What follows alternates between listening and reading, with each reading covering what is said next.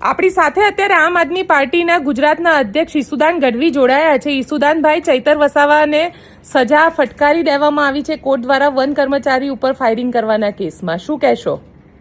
તમે વિચાર કરો, ચેતરભાઈ વસાવાનો ગુનો શું હતો?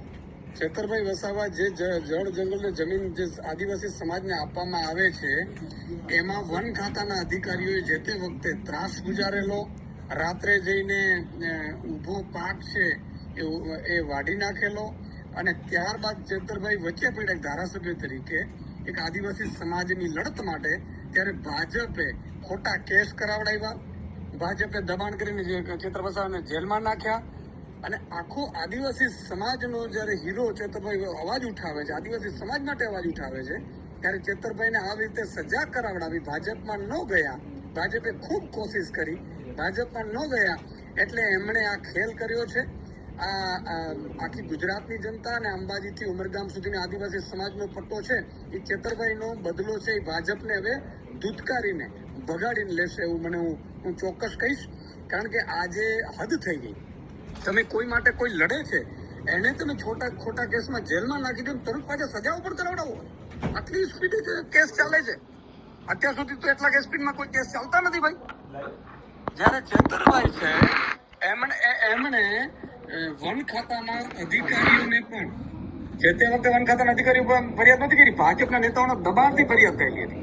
એટલે મને લાગે છે કે ગુજરાતમાં તાનાશાહી આવી ગઈ છે અને ગુજરાતની જનતા અને આદિવાસી સમાજ છે ચેતરભાઈનો બદલો લેશે. ઈસુદાનભાઈ, હવે ચૈતર વસાવાનું પોતાનું ધારાસભ્ય પદ પણ જોખમમાં મુકાઈ ગયું, કારણ કે કન્વિક્શન થઈ ગયું છે. 2 વર્ષથી વધારેની સજા હોય તો ધારાસભ્ય પદેથી રાજીનામું આપવું પડે. તમે વિચાર કરો બેન, એટલે જ હું કહું છું કે આ પેલા અહીંયા એક ભાજપના ચાલુ મંત્રી હતા, એક ખોટી રીતે હાઈકોર્ટે ચુકાદો આપેલો કે ખોટી રીતે જીતીને આવ્યા છે, બરોબર છે, અને એને મંત્રી પદ પણ નહોતું ગયું, ધારાસભ્ય પદ પણ નહોતું ગયું, કારણ કે ભાજપમાં છે ને એ ખેત સુધી ટર્મ પૂરી કરી એમણે. ત્યારે ચેતરભાઈ વસાવા ભાજપમાં ગયા નહીં, આદિવાસી સમાજ માટે લડતા રહ્યા. ભાજપે બધી ઓફરો કરી છતાંય અડીખમ રહીને જેલમાં 2 વખત ગયા, અને છતાંય ભાજપે આ ખેલ કર્યો છે. અમે જોકે એ તો અમે અપીલમાં જશું, અમને અદાલત ઉપર ઉપલી અદાલત ઉપર પૂરો વિશ્વાસ છે, પણ ભાજપની મેલી મુરાદ આદિવાસી સમાજ ક્યારે માફ નહીં કરે.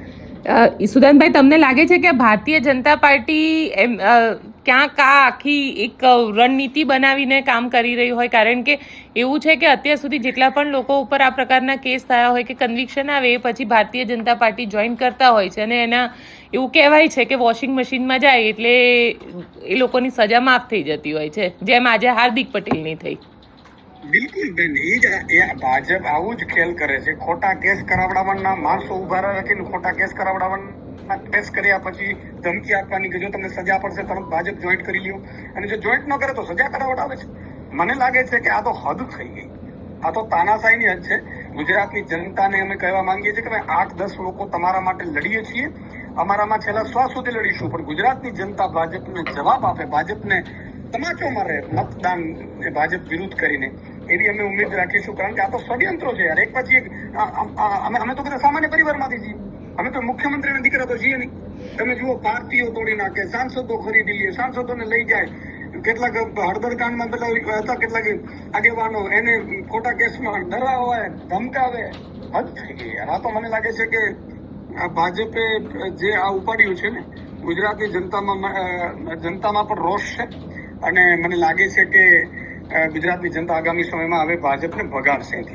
તમને ખ્યાલ છે કે કારણ કે તમે કહી રહ્યા છો કે ચૈતર વસાવાએ ભાજપ જોઈન કરવાની ના પાડી દીધી, એટલે ભારતીય જનતા પાર્ટી તરફથી એમને ઓફર આપવામાં આવી હતી ખરી? આપની સાથે કોઈ વાત થઈ હતી? ભાજપ સતત છે એ કોશિશ કરતી હતી ચેતરભાઈને ડરાવવાની, ધમકાવવાની, એને પાર્ટીમાં જોઈન કરાવવાની સતત કોશિશ કરતી હતી, અને જગ્યાએ ચેતરભાઈ પોતે કીધેલું છે. બિલકુલ ઈસુદાનભાઈ, અમારી સાથે જોડાવા માટે આપનો ખૂબ ખૂબ આભાર.